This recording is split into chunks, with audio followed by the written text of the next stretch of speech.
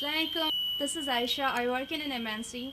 I have a very simple question here. Could you please throw some light on the role of Muslim women, especially in the light of Islam? Today, the reason for me to ask this question is on this auspicious day when we have a gathering of our non-Muslim brothers and sisters, as well as Muslim brothers and sisters. I want each of us to understand that Muslim doesn't oppress women. It doesn't let women to stay at home without getting educated, or just submit yourself to your husbands and be a homemaker.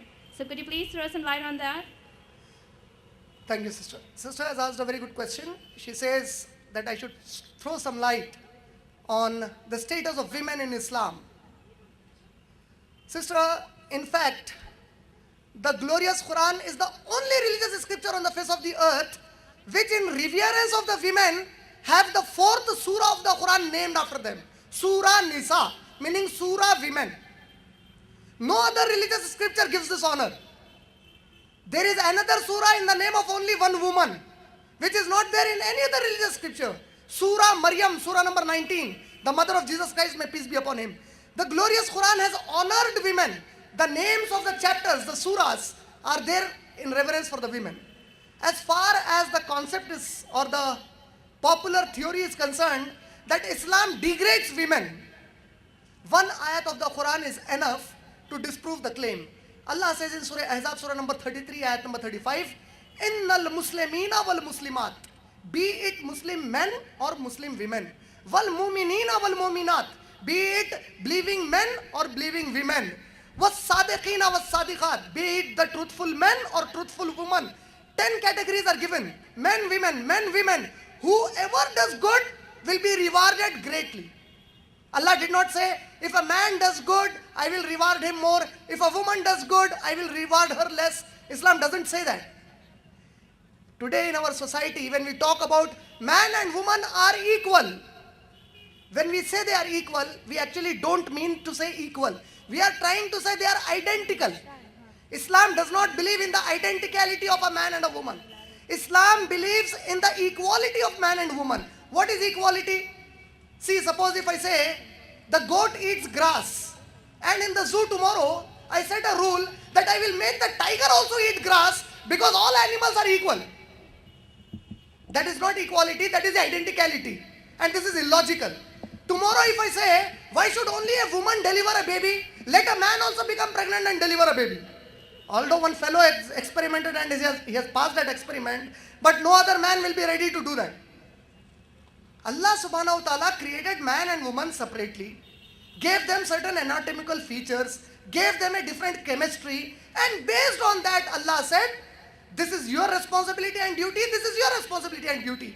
All the rights, women right organizations who say man and woman are equal, ask them, if a dacoit attacks their home, will the husband of that woman say, okay, now man and woman are equal, you go and fight the dacoit? Nobody will say that. But naturally you will do it according to the nature. A man will go there to protect. This even happens in animals. If you watch Discovery Channel, the chimpanzees, they understood the logic that anatomically a male chimpanzee is different from a female chimpanzee. A he chimpanzee and she chimpanzee. The he chimpanzee protects the female, she chimpanzee. And in the name of equality to women, what is the equality?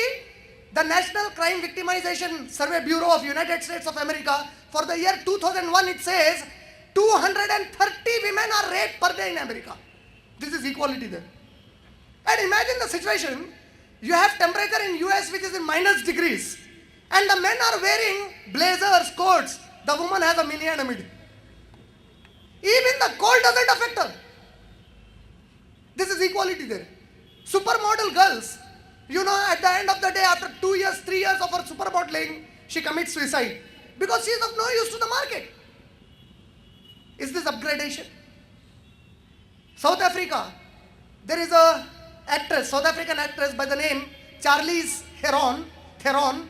She was recently appointed by the UN General Secretary as the peace ambassador along with 7 other members. And she reports that in South Africa alone, every 26 seconds one woman is raped.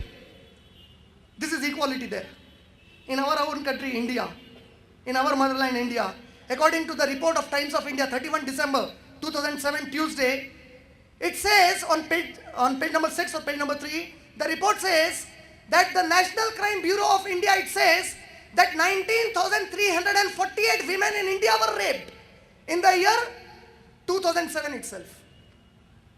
And that means on an average, every hour 2 women in India were raped. And this is a very conservative figure. This is the status. The least crime that takes place against women anywhere in the world, whether somebody likes or dislikes, it's in Saudi Arabia. Your name is Aisha, sister. That reminds me of another Aisha, sister Aisha, who passed 10th standard meritoriously. She was in entire hijab. Your hijab is not. Do you remove hijab, sister, when you are in your MNC? I keep my head covered. Alhamdulillah. That's it. Does your hijab prevent you from education? Absolutely not. Absolutely not. There are so many women who are in hijab. The problem is the Western society. They have made their women naked, so now they want to peep the Muslim women. We are not going to allow that. We will never allow that. They have made their women open for the society. Everybody come and watch that antique piece. Our women are not antique pieces. They are the most valuable ornament from Allah subhanahu wa ta'ala for our society. We are not going to do it. Where does Islam degrade women? Show me one single place. Where does Islam degrade women? Only because of hijab. See, even if you go to Rajasthan, the women, Hindu women there, they pull their dupatta. That is a nature in them. No Hindu woman of our society would like to walk naked like an American or a Western woman. And they say the moment you speak anything against America, they have a media to support them. This fellow Imran is anti-Semitic. What is anti-Semitism in it? You are degrading your women. Look at the culture you have there. According to American statistics, almost every 1 out of 8 Americans have committed incest. You know what is incest? Illegal sex with their own mother, with their own sister. This is a society. Alhamdulillah, our Indian society is not like that. Our women, you see, when you watch the Mahabharata and other serials, the event of Draupadi, what was she doing when her sari was being pulled? What is it indicating? She was trying to save her modesty. The women by nature are modest. So Islam nowhere degrades, sister. Unfortunately, the problem is because some Muslims who are today more highlighted as the authorities to speak on Islam have not understood Islam, not all of them, few of them, not understood Islam in the right perspective, and they try to prevent Muslim women from taking education. Your name is Aisha, and Aisha was the name of beloved wife of Prophet Muhammad Sallallahu Alaihi Wasallam. Do you know she was a medical doctor? She used to give medicine, prescribe medicine. She was a mathematician. Many Sahaba Akram of her time, they came to her to learn many things from her. She was a teacher. Show me one ayat from the Quran where Islam said that a woman should not take education. And in Islam, there is nothing as modern education and Islamic education. To say there is modern education and Islamic education is to claim and is to allege that Islam is outdated. Islam is the most modern religion on the face of the earth. Islam gives the permission for contemporary education, but within the limits. Nowhere Islam stopped. Every man and woman have the right to get educated.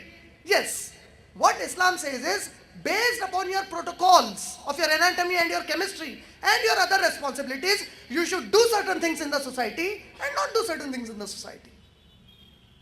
That is all that it says, sister. I hope I answered your question. Thank you.